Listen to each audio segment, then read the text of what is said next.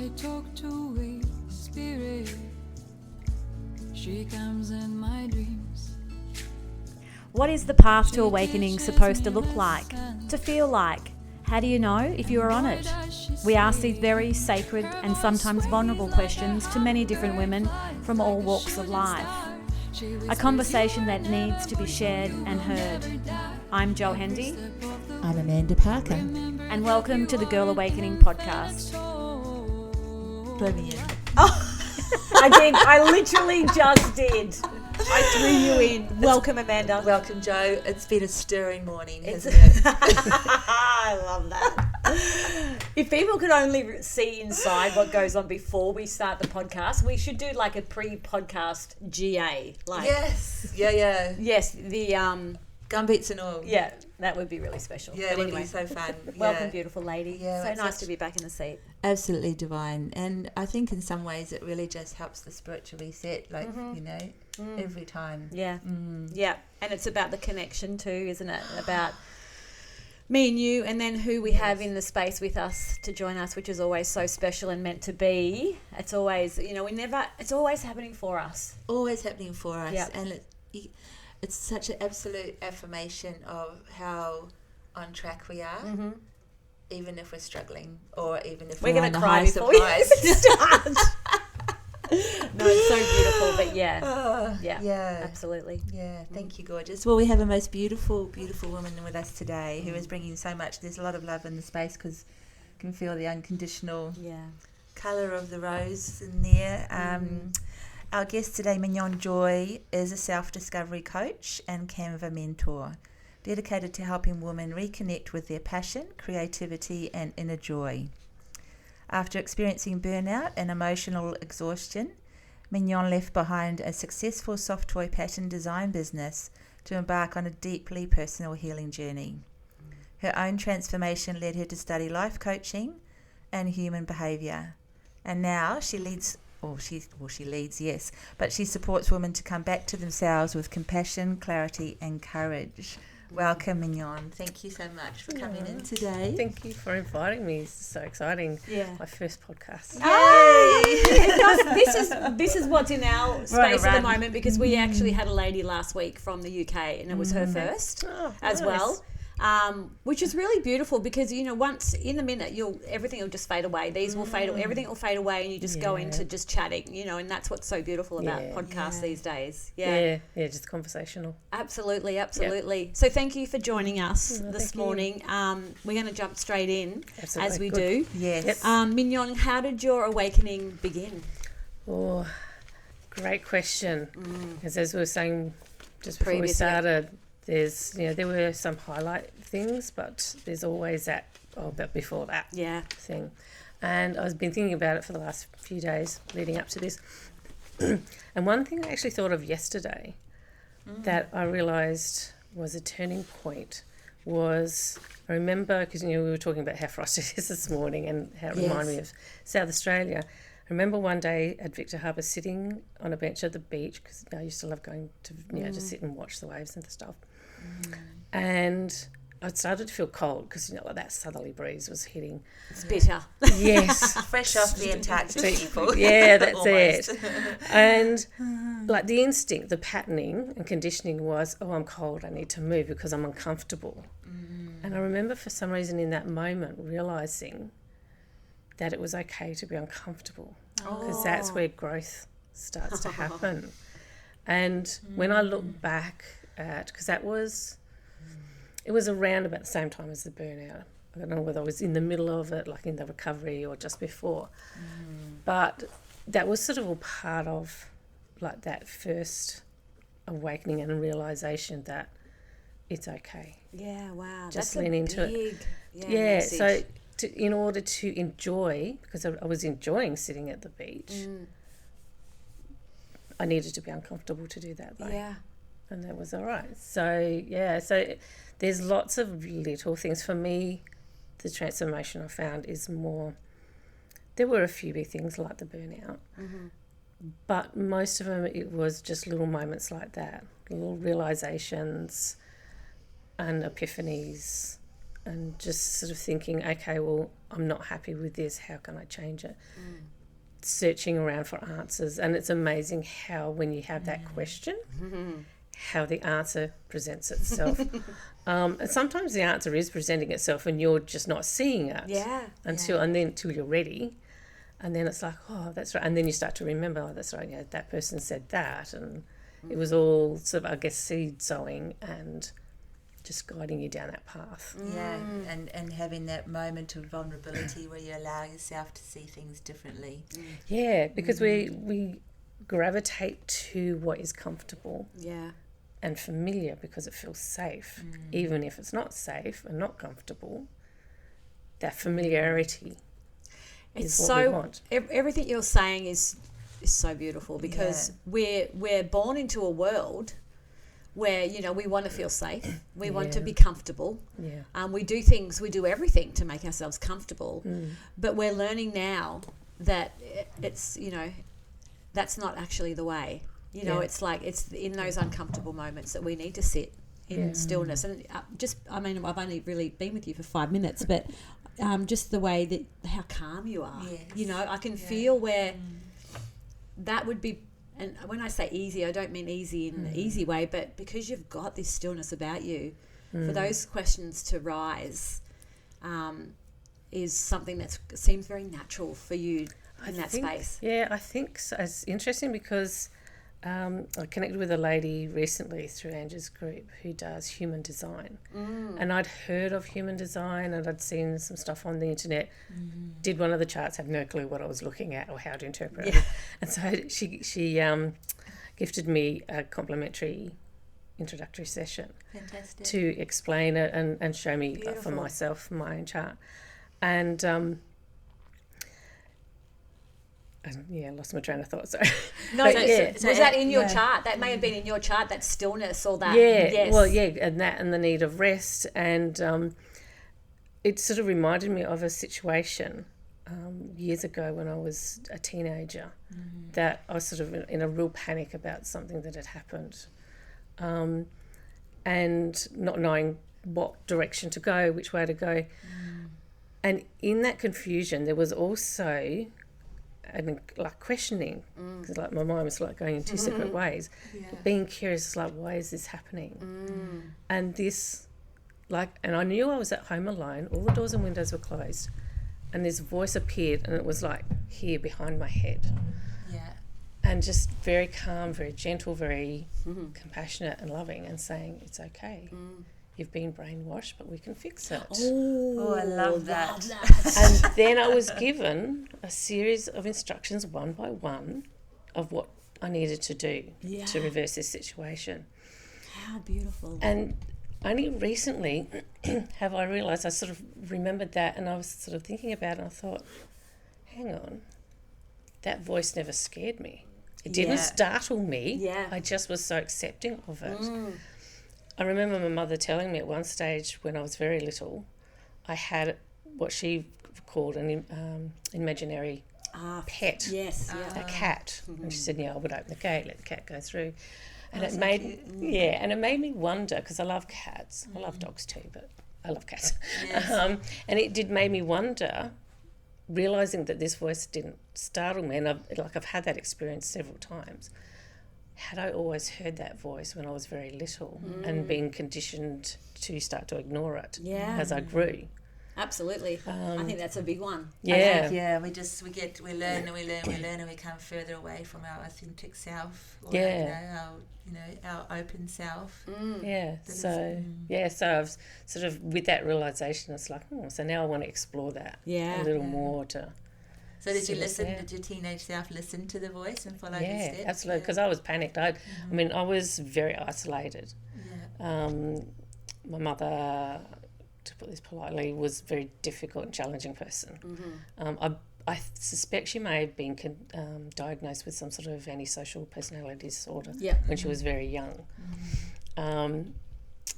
So to sort of be in a situation where I was at risk of upsetting her really panicked me. Yes. And so this voice, like I said, okay, you're being brainwashed. I took a phone message and apparently got part of it wrong. At least that was her understanding of it. Some information. She wasn't where she needed to be when she needed to be, and that was upsetting to her.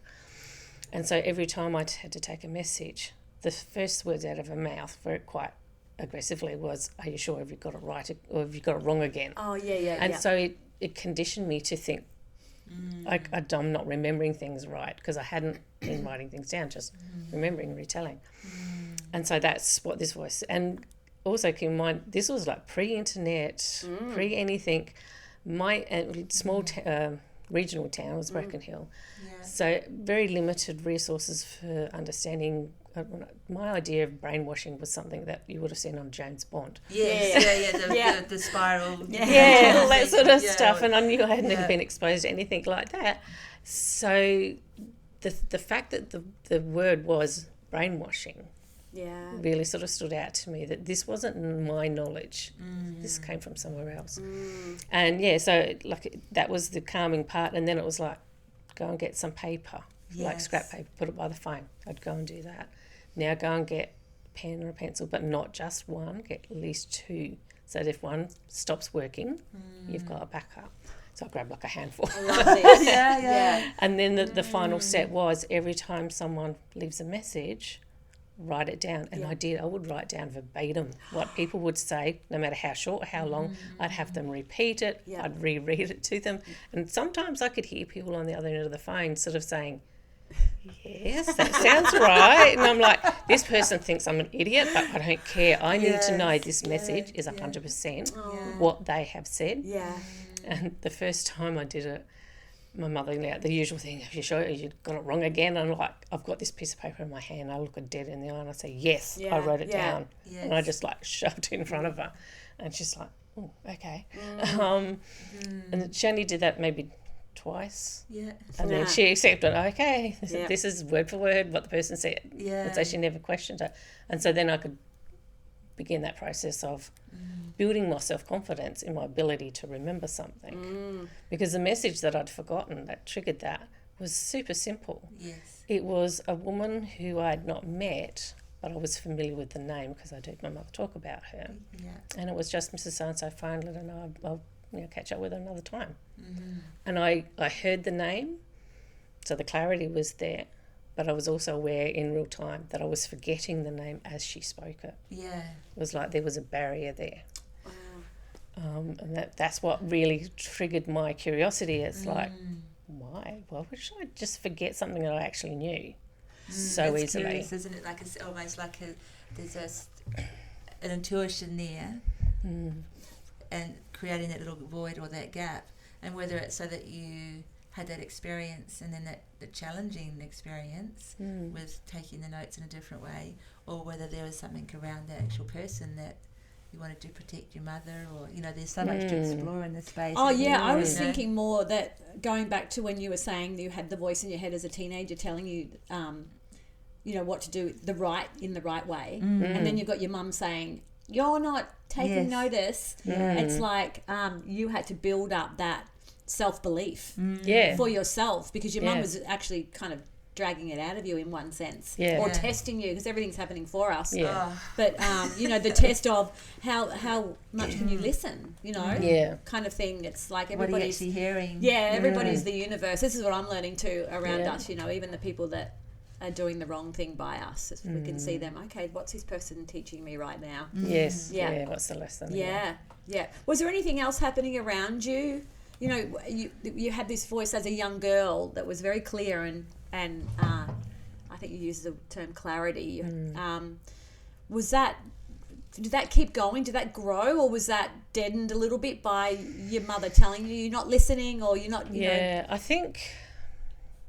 Because I've had a couple of challenging relationships, that being the first one.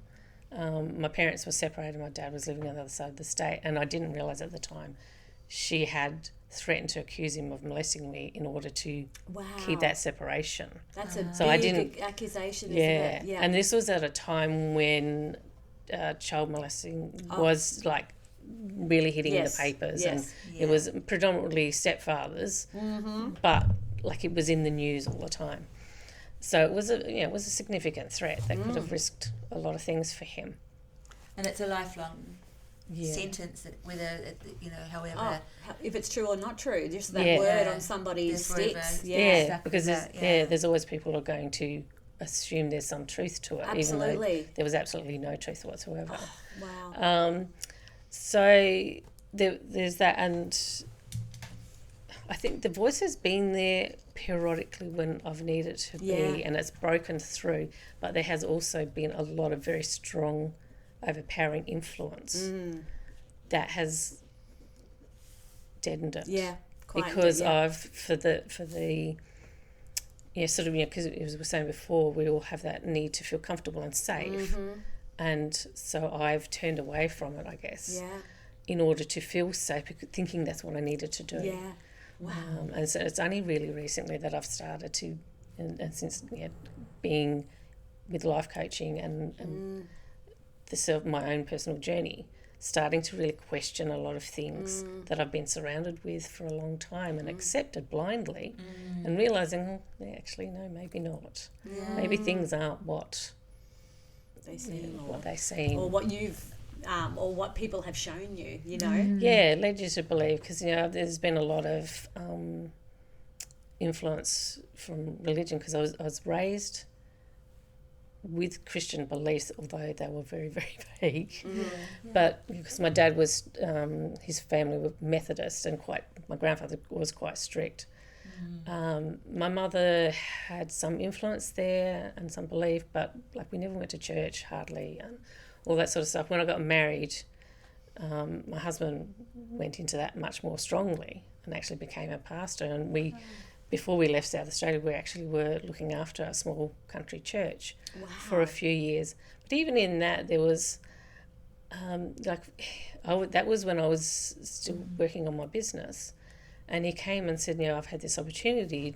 What do you think? And I'm like, sure, I know it's your thing. And I understand that to do this, I'm going to be expected to show up every Sunday. And I sort of set down some boundaries, even before I understood what boundaries were. But I always felt, I had this number of five years, because I sort of said to him, one of the things I said is we need to reassess it every year. Is this going in the direction we want to? Is it still what we want to do? And then I said at 5 years we would need to do a hard reassessment. But within me, I always felt the limit was 5 years, and it was almost to the day. Really? Yeah, and that's when we moved back up here. There's been little indications of that still being active within me. I just haven't always recognised it, I think. Oh, yeah, and I think, what we know from being in this podcast, and excuse me, is that most of our life is about the unravelling or the unlearning, of whatever's been put in front of us. And you've been down some deep paths, as far as first your mother, and then that accusation, and then even being in the church, your husband being a part of a church, that's quite a deep lesson in itself. Yeah, there's been lots of things along the way, and seeing things, because I've sort of gone in and out of that scene since being married, because you've sort of been heavily involved either in leadership, or my husband was I was always just on the fringes, and then as part of the oversight, which allowed us to see behind the curtain a little bit of the organisation on a higher level. And because of going in and out, when you've been out for a while and then you go back in, you start to see things differently. Yeah. And that was when some of the questioning really started. Yeah. So it's the hypocrisy and all the rules that are coming in, and conflict between my personal beliefs about things and the churches. And it's now I'm at a point I still have my faith, but I don't go to church, because my personal stance on things like women's reproductive rights and homosexuality rights and all those sort of stuff is just completely at odds. Yeah. And I know if I go in now, I would be less tolerant of the bigotry and what have you that goes on, and more inclined to say something. Yeah, right. Which is going to cause a conflict because these people are sold out to it. And I understand now too a little better. It's because of fear, because there's a lot of fear that gets fed. I mean, you put an omnipotent being who has the power to snuff you out in an instant and say, if you tick them off, you're in trouble.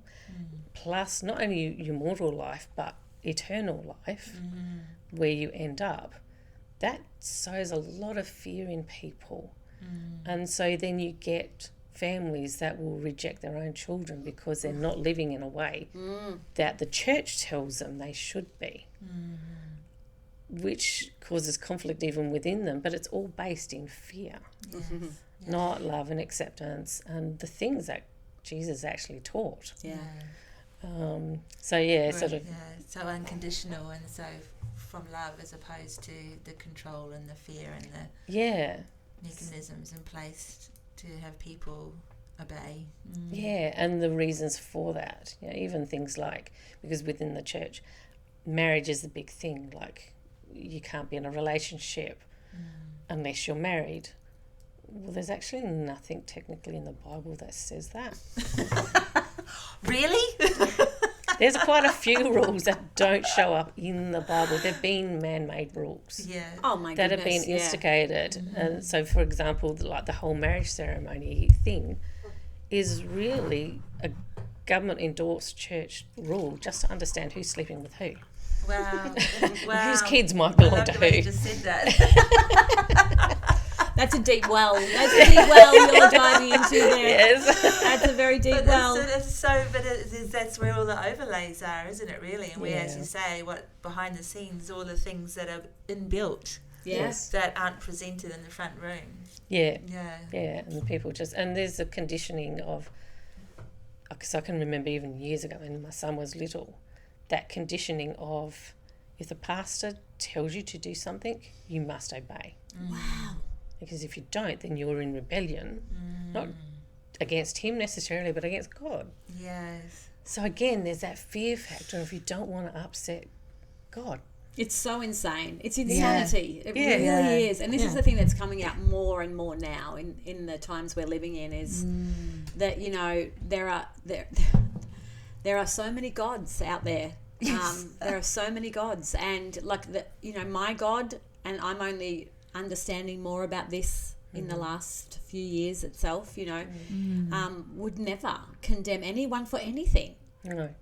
Just allow and love, and it's part of the journey. And hearing you say, "Oh, this is crazy, isn't it?" It's like the indoctrination into any type of religion. Yeah, it's wild, and it's okay. It's okay if because some people actually, it can save them too. If there's people that the structure of it can. And so I'm not against it either, but it's wild hearing this. Yeah, well, because there is that conflict of being told that God is love, like not has love but is love. Yeah. And that was one of my first things I actually studied when I was going through burnout, because I understood that because of my life's history and experiences, I probably had a very distorted view of what love really is. I think we all do. Yeah. I think we all do. Yeah. In all ways. Yeah, and that was sort of my idea. It's like, well, if God is love, then if I study him, then I should have a better understanding. And it is, as you said, the love and compassion. And that is a message that is very much talked about in the church, that we shouldn't judge other people because we can't see as God can. Absolutely. The reasonings behind their behaviours and their what have you. Oh, I love that. Yeah. As God can. That's the truth there, isn't it? Because there is always something driving Absolutely. our behaviours. Yeah. Sometimes quite unconsciously, because they're conditioned responses that have been laid down in those first few years that we don't remember. Yeah. And don't even recognise the behaviour, and which is part of what the life coaching taught me of. Yeah. That you sort of as a coach to listen to how people speak, because those unconscious programs can emerge through words like, "Oh, I can't do that." Yes. Or why can't you? Like, we can do anything. It's like with the Canva thing. the thing I'm noticing is most people are just, it's a lack of confidence. Canva's so user-friendly.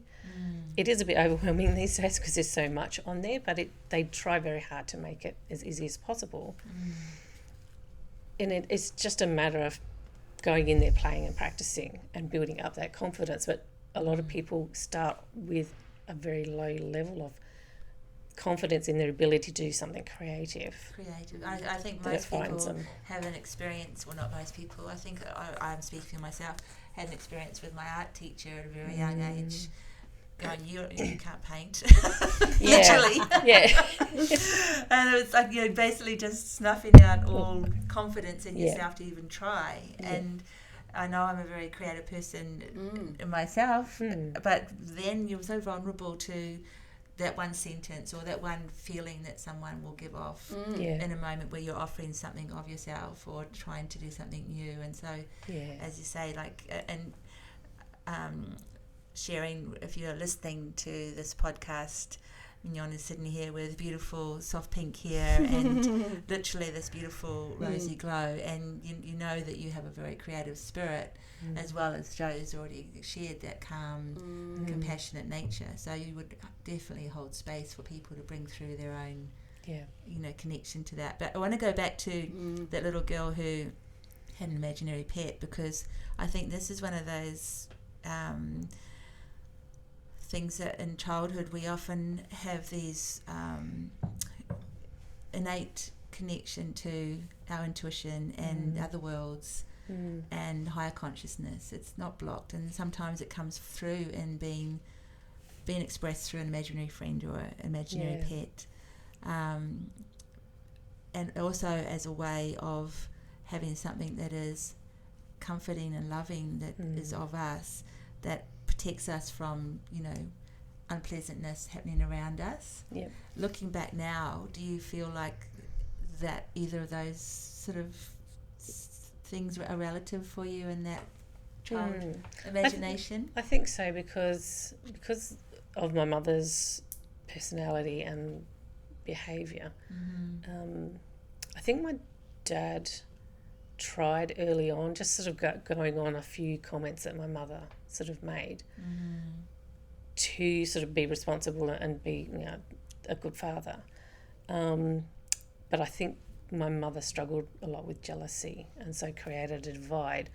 And I've seen this with other situations where if the parent becomes jealous of the child and the other parent's attention to the child, they can start to basically punish the child for that. And so the first parent then starts to step back a little bit sometimes out of fear of, like trying to protect the child by stepping back, basically.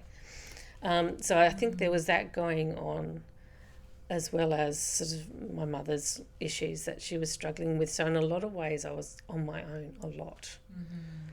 I know one of the stories she has told me was, if I was crying and she was sort of getting to the end of a tether, she would put me on, they had a house with an enclosed veranda, so she would put me on a rug with a few toys and tick off down the backyard where she had a veggie garden.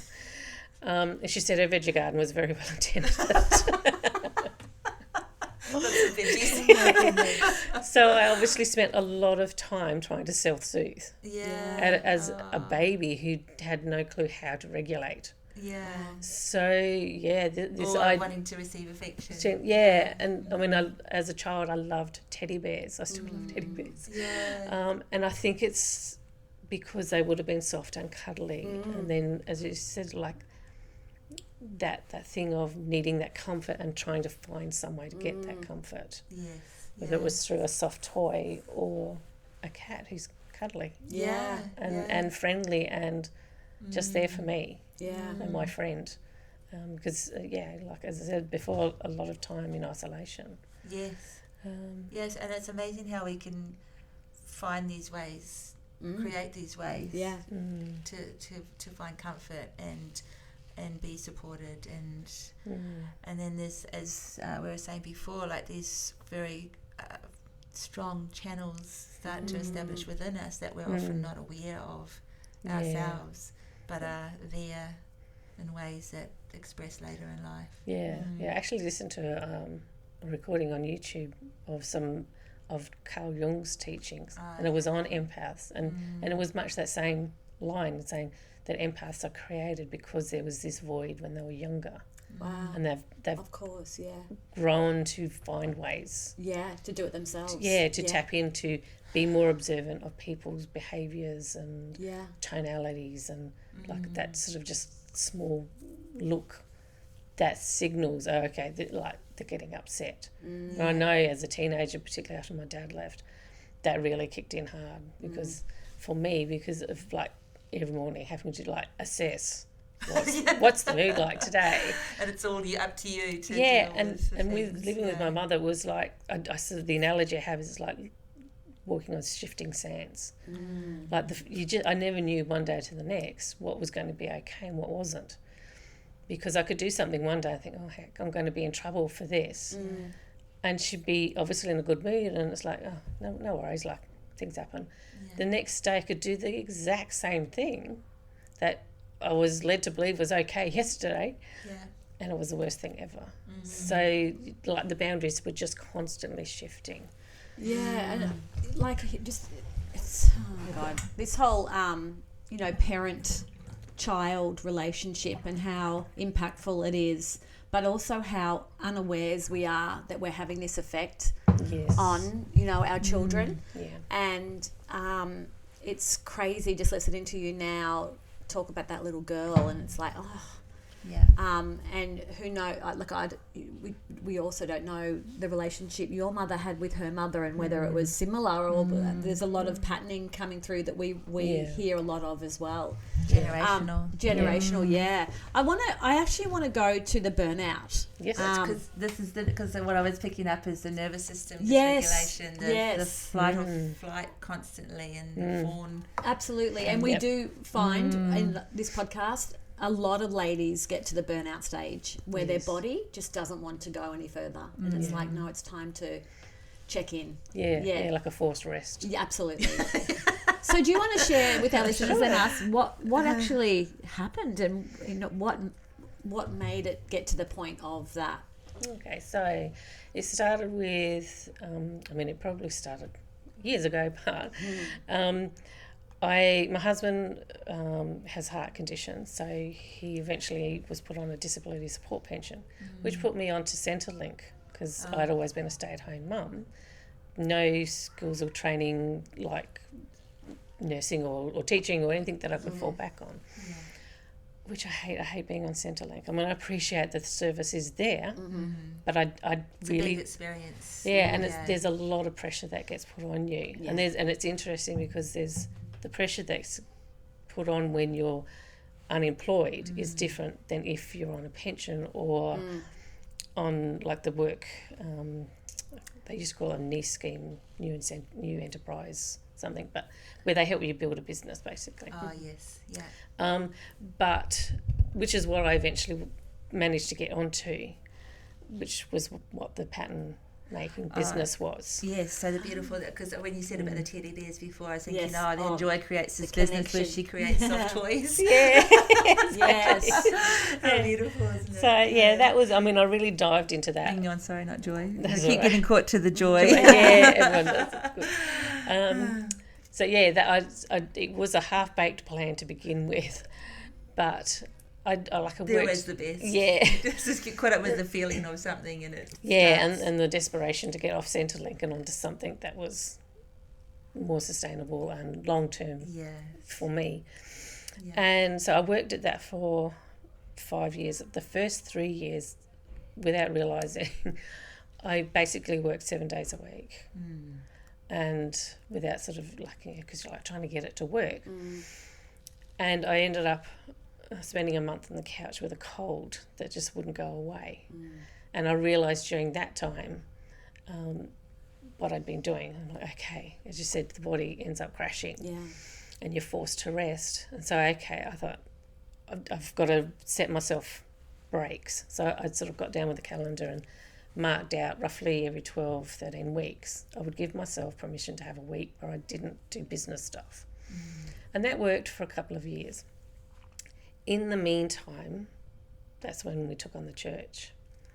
And it started off, I would give Sunday morning, occasionally a little bit longer, because I understood people would want to have lunch and there'd be board meetings and stuff. Mm-hmm.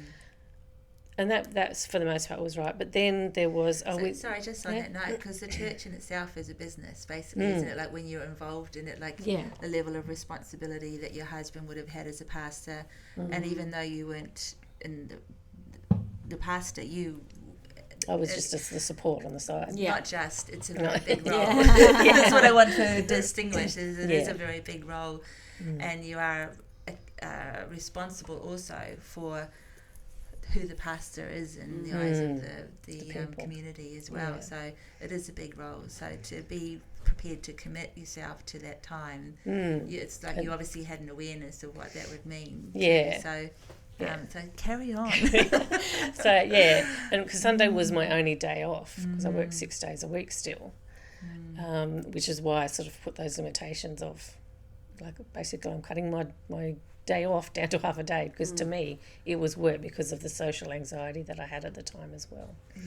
And bit by bit though, other responsibilities were laid on me, and I didn't have the awareness at that time to say no. So it was like, social media managing, building and managing and fixing up all the mistakes that had been done on the new website, and newsletters, which took time, because I can't just do a quick thing. I have to do it like 100%. So in the end, I was committing... With your big pile of pencils. With my big pile of pencils, that's it. So in the end, I was committing 2 days a week plus 1 whole week a month to just helping with that. So my business started at a time when my business was just starting to show signs of picking up. So there was that physical pressure of all the additional work that I was allowing to be put on my desk, as well as the emotional and psychological strain of this isn't really what I want to be doing, and feeling burdened by somebody else's responsibilities. And I could feel probably 12 months beforehand what I now recognise were the early signs of the burnout. Because I set in place a trick for myself to try and help motivate me to keep going I had a hashtag called Sew a Softie. And I said to my audience that I think it was Sew a Softie, Design a Softie, I think actually, sorry. Every week I would check in with them to show them the process I went through from concept to listing of creating these patterns. And that worked brilliantly. Like, it gave me that motivation, like, it's Friday, what have I done for the week on this pattern, and creating that post for them. About 12 months later, I could feel that I needed that motivation again. And so to do something that you loved. Give yourself the time to do something that you loved. Well, but to give myself that motivation to keep pushing through. I was designing this cute little owl, and I was starting to explore with more complex shapes in the patterns. And so I was needing that motivation, something to keep me motivated, to keep posting, to keep working on it. But I could feel it was starting to walk like through mud. And if you go on to the Mignon Design Instagram account, you can see where I stopped.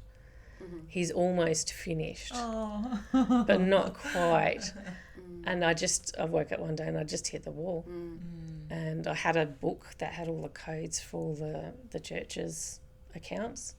And I walked into my husband's office, jumped on his desk and said, I can't do it anymore. And I'd found this lady who does brush lettering classes online from Canada. And she was just starting a new round. And I just threw myself into that. And that's what I did for 12 months. I did work through all of her little segments of her course. And then I just spent the rest of the year, every day, committing to creating one post, because it was a creative outlet, which was where I was able to channel my energy and time. And I did that in conjunction with reading through a daily devotional that was on God's love. which is why I picked that, because it was at that same time that I wanted to explore, like, who is God? If he is love, so what is love? Beautiful. And yeah, that was it. I just could not do anything. So you needed the structure to keep you motivated, to keep you focused, so you didn't go down probably an even darker path. You know, I was already down that dark path. I didn't realise it at the time. Yeah. But I was so chronically depressed. Yeah. I was so numb that I didn't realise I was depressed. Yeah. And I was keeping myself distracted with all these other activities, which is perhaps why I allowed them to be put on my desk, because it was just another distraction to keep me busy. Yeah.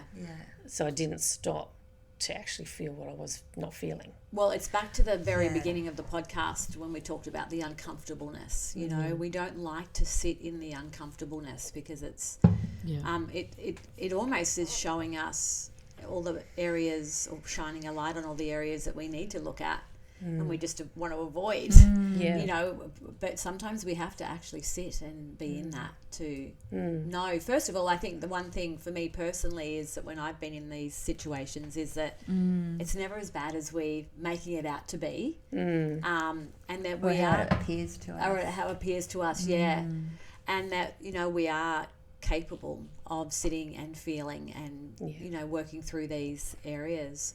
What you know, when did the joy come? When did the relief come? Was it do you remember a specific time, or was it a process? How did that look for you? Were you are you still with your husband? I had to ask that question. Yes. Fantastic. Yeah. Because that year of the writing, like, and exploring devotion and exploring even who is God, if he is love, but basically you're asking what is love. Yes. You know, and you know, we are love, so we're basically trying to find a way back to ourselves. It's kind of finding a way back to yourself in that process, isn't it? And just taking that one day at a time would have slowed everything down to a point to be able to because what I feel in myself often is, and the word empath that you brought up before, is not wanting to let people down. Yes. Or finding it hard to let go of things, because, you know, you can just find a way through. If you just try a little bit harder, there'll be a way that you can do this, and it will all click. You know. And that's sort of, when you look at how I structure things, by nature, I'm not a particularly structured person. My son says I have, like, butterfly syndrome. Oh, I like the sound of that. Yeah, well, I think I've got What that. is butterfly syndrome? I think it's actually a form of ADHD. I'm starting to think that this is because I tick a lot of boxes. Yep. But it'll be like, unpacking the dishwasher, and then I remember, the thing that I forgot to do. Yeah. So I'll run off and do that, because if I've I so don't, got that too. if I don't, I'll forget it again. Yeah, I've got that. Multitasking as well. No, I like butterfly syndrome. I love that. And then you come back, 2 hours later, I haven't finished the dishwasher. Yes. I love that. Yeah. So there's, I think, to answer your question, there was, I don't recall any, like, absolute moment. I think it's just been a gradual coming out of the darkness. Yeah. I did, when I was doing the coaching, we were encouraged to do complementary sessions with each other, and we had to do what we called triads. And myself and 2 other ladies, it's sort of all teamed up, and we did our triads all together, being each other's coach, mentor, or listener. And that's beautiful. when it was my turn to be the client, Jess, this thing came up of, like, I feel like I'm in a tunnel and I'm trying to find my way out. It's like, at the moment I can't even see the light. And so Jess was helping me work through that, and at one point she raised this option of, maybe you are the light that you're looking for. And I'm like, I had not thought of that. So like, there was little moments like that of epiphanies and realizations and awarenesses, and I mean, I'm still very much in that journey. This year I really feel there's been a shift and a turn. Connecting with people, and a couple of years ago one thing that really stood out to me was a gross lack of community, because again, even through my adult life I've been very socially isolated in a lot of ways, and sort of learning how and why that happened, but realising that this lack of community was a key that I needed to find, and which is what led me eventually to Angie's Facebook group. And then when she contacted me, so I'd love to meet you. For me at that time, that was a bit of a step for me to take, to step out of that, again, the comfort zone, to do something that I wasn't used to doing on my own. And like it's led to this, and like I work really well now with Ange, helping her with her group. So Ange's Gold Coast Women's Health Networking Group, and I think Ange is one of those rare beings who is genuinely very true in her desire to bring people together and create from that community basis. And she's so good at networking. Like networking, I understand is a weakness that I have, which is partly why I was happy to connect with her, because I could see, just watching her journey, how good she is. And that last month we actually both went to a different networking group together that was a bit more casual like hers is, and I sort of had a moment where I could just watch her do her thing, and I'm like, wow, she really is quite good at this. I'm not sure she understands how good she is. Yes, I agree. She's very humble in the space, and I see that you also are presenting within the group community your new platform that you're doing as well, which is exciting, because that must be quite challenging too. Well, it was, but also exciting. Exciting, yes. Because that was one of those things, so before we keep getting messages and we like don't necessarily listen to them. And all through the coaching, people kept saying, oh, like, you're really good with Canva. You should do something with Canva. You should like teach people or do a workshop or something. I'm like, okay, that sounds good. But I was so hyper-focused on the life coaching part of it that I didn't realise or recognise that teaching people how to do Canva and build their confidence with it could be a part of it. It's how beautiful. So over the end of last year, I sort of was hitting a bit of a grind again, and so I spent the first 3 months, like Christmas and the first 3 months of the year, like searching. And the question was clarity. I need clarity of where am I going, what am I doing, and I started to really embrace the idea of helping people with Canva more, because I'd had a couple of opportunities to do that. And so that's why I've sort of gone more heavily into that now. Now it's my focus at the moment. And the workshop, that's like, it'll be my first time presenting a workshop. So it's all the learning of like how to do it, what to do, creating a workbook, and your magic. So, and being kind of grateful to live in a time with all the technology that we have now, because like, I know I can write instructions really well, because my pattern instructions for my patterns, like the number one comment I get on Etsy is the instructions are so easy to understand. And I created a system where I had instructions for people who are experienced and beginners, so both could do the patterns. But using things like ChatGPT have just accelerated my ability. We love chat. That's it. There's my assistant. Because I can just type my thoughts as they come. And say, okay, this is what I'm doing. I've got to do this. These are my thoughts. Like I had an opportunity, another service idea that I hadn't thought of for Canva. Someone was referred to me. They've already done their ebook, but they're not confident if it was ready to release. And I was asking, can you just have a look over it? Which I did. And so for 2 hours, it worked from the time where I accessed her account to when I'd sent her a report, was a roughly 2 hour turnaround.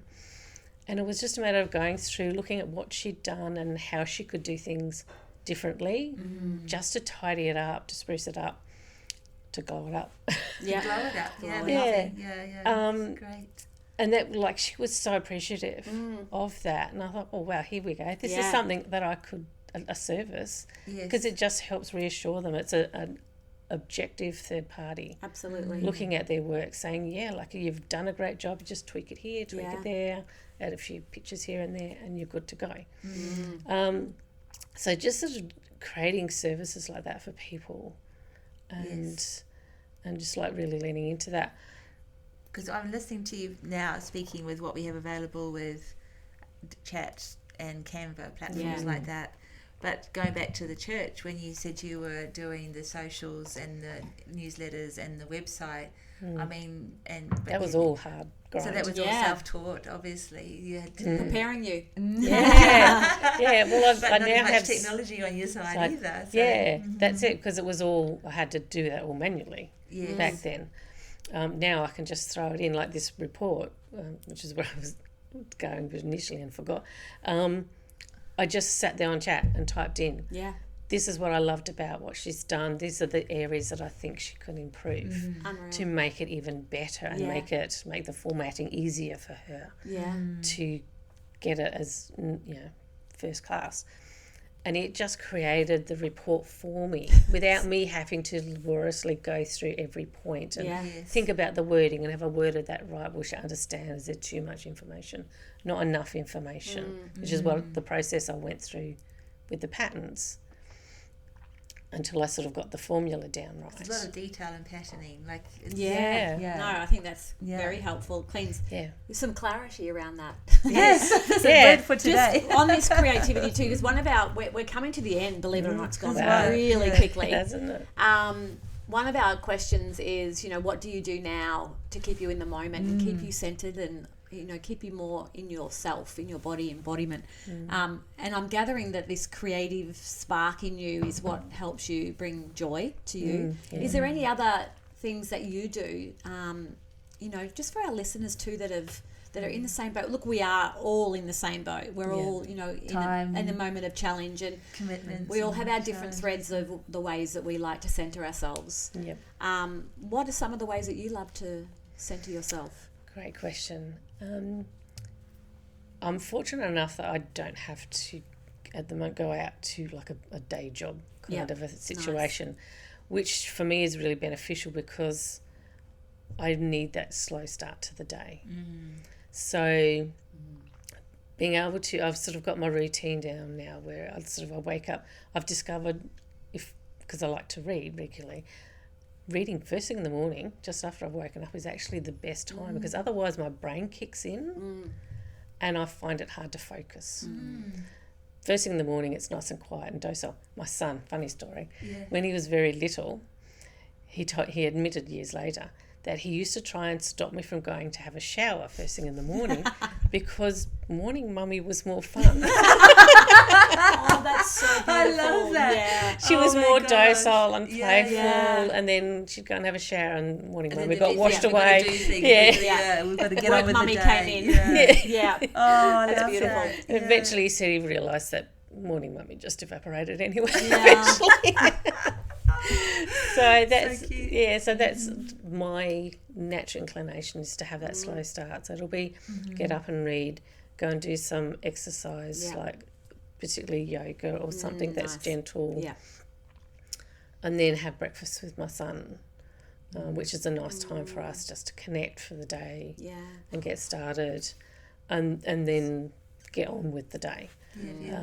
And doing things, having little strategies and tools like breathing, like even coming here this morning, like I was excited to do this, but there was still that little edge of nervousness there because it is something new and different.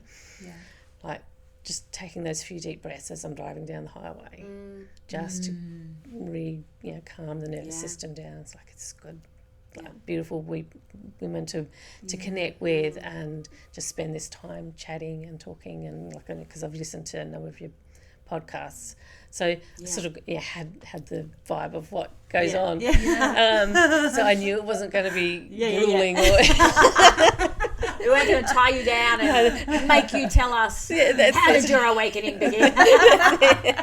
Wrong. Rewind. Yeah. Imagine if it was like that. Oh Yeah. my God, I goodness. couldn't imagine that. No. We're definitely not curated. We're No. very impromptu flow. Yeah. We're very, Yeah. so it's a creative space. And so that we get so much out of it as well. Like Yeah. we get so much out of the women that sit in that chair and the men that Yes. sit in that chair. Yes. Sharing. It's always relevant. It's always so relevant to So- wherever we're at. It's so we perfect. all have lessons that we can share and learn from each other. Yeah. And that's sort of what I'm learning with the whole, now I'm leaning into like building a community of my own, Amazing. is the connections that you get. Like, my son, last month was a pretty grueling month for me because my son was unwell for most of the month. He realised he was taking a very high dose of vitamin C by accident. Oh, classic. And so he I know decided that to effect. stop it and threw his whole gastric system into chaos. Yeah. And it says we've been through all these Poor dramas, darling. and should we go to the ED and all and your doctor's visits, and there's been specialist appointments in between it all. And Yeah. thankfully he's coming out of it. But like having people that I can talk to, like Claire from Earth Body Balance, Yeah. and beautiful. accessing her service, which was a bit of a turning point for him after seeing her. He really started to feel like, I think it sort of got him over the edge of into And the possibly recovery. why he was taking the vitamin excess in the first place. That also, when you lean into complementary therapies like with Claire, as you're explaining, who does reflexology and body work and things like that, it's like an understanding of why you're leaning into something in the first place, which then enables the coming out of the process and the healing to be much more supported. Yeah. And he she's a beautiful lady, and he really enjoyed his time with her, and is thinking of going back again. So I'm like, okay, we'll work out the appointment time. And inadvertently pulling mum back into the space of like, okay, let's have some time together. And Yeah, that's it. So, so just sort of taking that time for yourself, recognising when you need to rest. Yeah. Like this year, I've even stepped that up a bit further. I recognised it at the end of last year. Having just one day a week off was not good. I need to really put and not working after a certain time at night, like having dedicated times where I'm not in work mode. Yeah. We call that deep rest. Yeah. Yeah. It's like switching everything off. And sort of the creativity, and I think focusing more on the Canva thing now is probably helping as well, because it is creative and that is my natural place. Yeah. I recognised years ago that creativity was something I needed to do regularly, whether it was baking cake or sewing something or drawing something. And I recognised that because every time when we moved, which we moved a lot, my stuff was always the first to be packed because it was unimportant. Oh, yes. And the kitchen was always the last because it was like we were still using things. And I would start baking more. I've got to do something with what I've got. Cakes and biscuits and stuff. Because I think I was inherently looking for that creative outlet that I wasn't getting in between packing everything. Yes.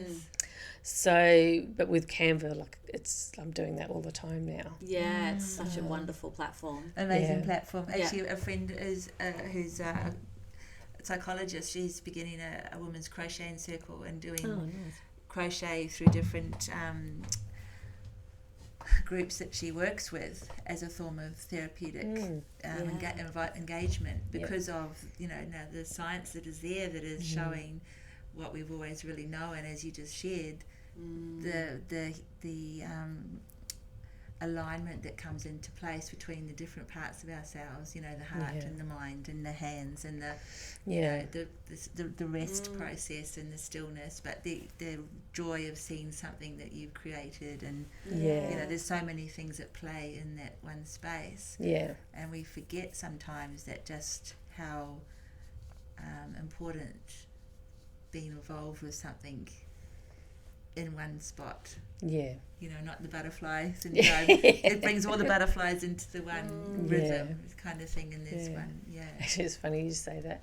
I've ordered for the workshop a hoodie through Canva Yeah. with a design that I created through Canva's magic image creator. Yeah. Yeah. And it's a laptop with butterflies Oh, flying up out of it. Fabulous. Oh, I love that. Yeah. And- Well, and sorry. I was going to say, just on the back it's got create with confidence, Fantastic. which is sort of the focal point that I have now to help people build their confidence. I was just Yeah, going to say and that have fun for with all of that. our listeners that are Beautiful. listening, you can jump on board and Yes. you know, connect with Mignon about Yeah. your Canva or anything you want to create, or you know, Yeah. whatever it is. Yeah. We will pop all of your details on the show notes, Yeah. so people can connect with you. Yeah, just building out new services on my site, which Yeah. is still a work in progress as we speak now. Great. Yep. But so all those links will be in the In the show notes. yeah Or on your website. on the website. Yep. So if they go to the website and then go to Canva Services Beautiful. in the menu, The other and thing, that's being Yes. built out now. the other Yeah, thing I wanted to share amazing. was if there's some women out there that are on the Gold Coast and want to connect with a community, a like-minded community, like a Girl Awakening community, we will pop Angie's details maybe at the show notes too. The Gold Coast Women's. Yeah, House. just there's some really beautiful women. We've had a few of them on the podcast, and it just feels like a really beautiful place to be. If you just need some women to chat about, you know, in the bigger picture and around, you know, burnout or whatever it may be, you need some support. Yeah, it is a beautiful community. Yeah. Always very like as I said before, I always struggled for a long time with social anxiety. Yeah.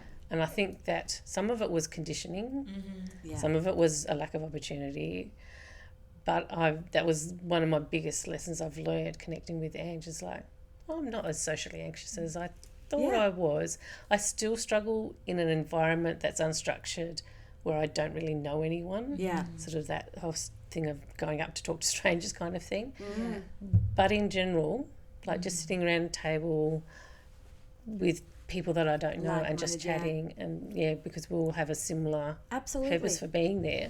So there's already that Even if that it's point only of Ange, interest. that's that Yeah, one. that's it. Yeah. And I was about to say too that there's more people that are like that than we know. You know, Yeah. there's more people that are socially, you know, uncomfortable because it's tricky these days. You just, you know, so it's like just put yourself out there and get uncomfortable. That's it. Uncomfortable. Yeah. I think And grow. it's often just finding your tribe, and because and then things start to click, and that you realise it's not as difficult as we think. Being uncomfortable is a good thing, but I want to ask two things. So with the life coaching and the Canva, are they sort of merging into one? I think so. That's my goal. And as I said, with this workshop and the process I've gone through with creating it and talking with different people about what their struggles are with Canva, confidence is showing up to be one of the biggest sticking points for people.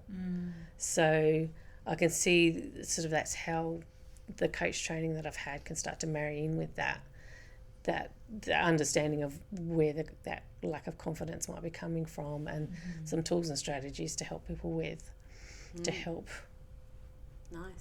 them work through that, and to challenge, like, where is the self-doubt coming from, and how can we Two for the price of one, basically. Yeah.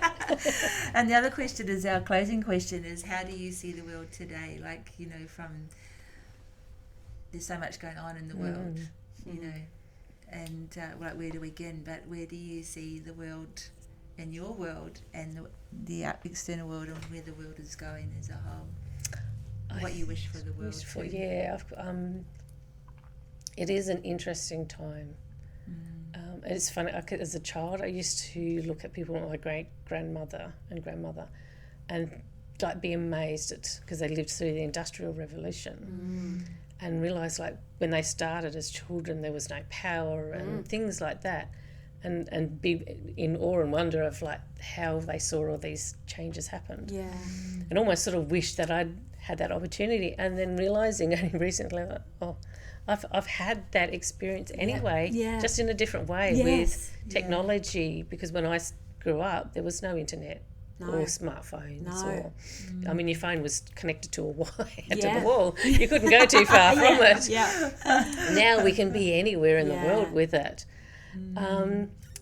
So I think there's a lot of excitement, the whole revolution with AI coming in now. I mean, it's a challenge because it's something new, so there's lots of ethics that we're still working through, but I can see, like anything, like a car or electricity, there's good and there's bad, and we're just shuffling through that at the moment. There's, as we all are aware, there's a lot of tension and unhappiness in the world, which is concerning, but at the same time there's also a lot of awareness happening, people becoming aware and people becoming more willing to stand up and challenge the corruption and the craziness that's going on. It's my son said, people say to live in interesting times, but interesting times have their challenges. And we're certainly seeing that. I think the world and human nature has a way of correcting itself. It always has. With or without us. Yes. That's it. I mean, the pandemic showed us how nature can recorrect our mistakes if we just stop for 5 minutes. So the opportunities are there, the technology's there, the awareness is there. And with the technology of things like smartphones and internet, we're able to spread that word far more readily, which is amazing and exciting, and I want to be a part of the good side. Yes, we are. We are. Yeah, that's it. Do you pray or meditate? Well, what do I do now? I do believe in the power of prayer. I think I've shifted from, because initially a lot of people's prayers, when you grow up in a sort of very religious area or come from that, it can default to a to-do list of I have all these problems. I know a few years ago I realised that was probably not the best way. It's more along those lines. And actually this is an interesting thing that I've realised, moving out of that circle a little bit and being more open to other influences and ways of thinking and being, that there's crossovers between them all. So what the church is calling prayer, other people are calling affirmations. It's the same thing. And I definitely believe that's a thing. So for me, it's more along the lines of understanding what it is I want and starting to put into more practices of an affirmation style of thing. That's beautiful. That is. Thank you. So thanks for joining us today, I love that. Mignon. That was really, really beautiful. Thank you. I know our listeners are going to take away a lot from that. It was really beautiful. Clarity, confidence, and creation. Yes. That's it, Be curious and experiment. Yes. Yeah. Thank you. Thank you. I talk to a spirit. She comes in my dreams. Thank you for listening to our Girl Awakening podcast. We are also on YouTube as Girl Awakening. We'd love to see you there with comments on how our guests resonated with you or your own awakening. Please share the love with a like and subscribe while you're there. A blissful thank you to Ksenia Luki, the amazing artist behind our theme song. We will see you next week. Bye. Bye.